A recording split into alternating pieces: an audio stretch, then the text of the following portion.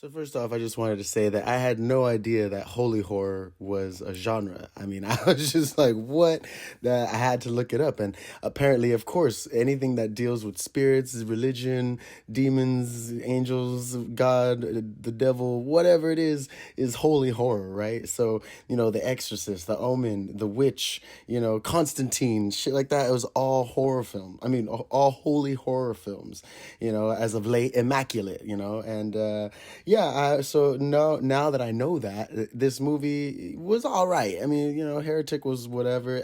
I definitely think it could have been better, and the fact that the film centers around Mormonism, it just makes it that much more hilarious. It'd be like if the movie was centered around Scientology, which is brought up momentarily, but Hugh Grant's character is trying to find the one true religion and trying to use science to figure that out, and it was just whatever, right? I didn't really care for it. I will say it's awesome that it was written by apparently Scott Beck and Brian Woods, and these guys did A Quiet Place. I totally thought that John Krasinski wrote that movie, but apparently these guys did, and John just directed it. So very cool. I mean, I do like these guys' work. Apparently they did 65. I haven't seen it, but the concept was kind of cool. But yeah, I really didn't care for this movie, and I think that the fact that because it centers around Mormonism is why I just didn't. The whole movie's just bagging on Mormonism, and they literally reference South Park's Mormonism play. So it's so funny. Like, it's like, all right, I mean, I guess if you're a Mormon or a Jehovah's Witness or someone that rides around on a bike in a white shirt, this film would be scary to you because you are going to multiple houses every day, and you don't know whose door you're gonna knock on.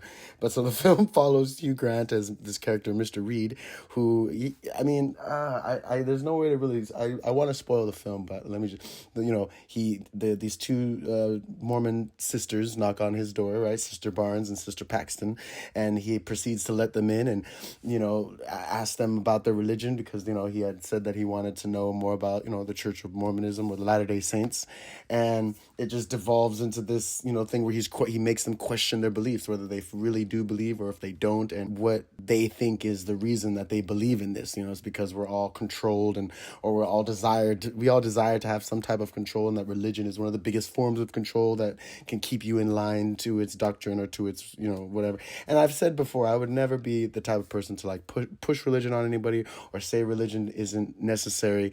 I'm a Christian myself, and I believe in God. So I mean, that's what I believe in. It doesn't matter to me. I mean, I'll still talk about it. I can still discuss it with people, but I mean, there's nothing that can change that. And in this film, it is funny because, spoiler alert, turns out that guy has been kidnapping women of these different religions and keeping them in cages and like starving them and pretty much keeping them on the brink of death to then kill them. Or in his way, he's trying to kill them. And right when they die, he revives them somehow, whether it's a magic trick or actually some form of hypnosis or whatever, because he studied all these religions and he's like a scientist or whatever, I forget, but he brings them back and he documents like what they saw when they had passed, what they saw in their afterlife, and he's trying to test every religion. And I guess these are the Mormons that he decided to try to keep. And, let's just say that the one girl, I guess, technically survives. That's why I say Immaculate was better in a sense, where the whole science bleeding into religion to try to find out its source was awesome. Because they used the stake from Jesus on the cross, whereas this one, he's just literally kidnapping women and torturing them to try to see what they see at death. It was, I mean, I guess it's kind of cool. It's very sadistic. Hugh Grant plays such a caring and nurturing character that, easygoing, easy to talk to where when shit hits the fan, you're kind of like, fuck this guy, like, he's so nice about everything. Like, yeah, sorry that you're trapped here, I mean, but you could have left at any time, but you let me trick you. You let me you let me make you believe that there was actually blueberry pie in the oven when it was really just a candle, and that my wife didn't actually exist. I mean, it was ridiculous. It was definitely a fun film, I guess, but it just wasn't it wasn't what I was expecting. And maybe if it was any other religion other than Mormonism, maybe it would have had a bigger impact. If you're into Mormonism or you're a Mormon, this movie will be scary. It's gonna question all of your beliefs, and it's gonna break them all down for you. So I would suggest maybe you don't watch this. But other than that, yeah, I mean, Heretic, I wasn't what I was expecting.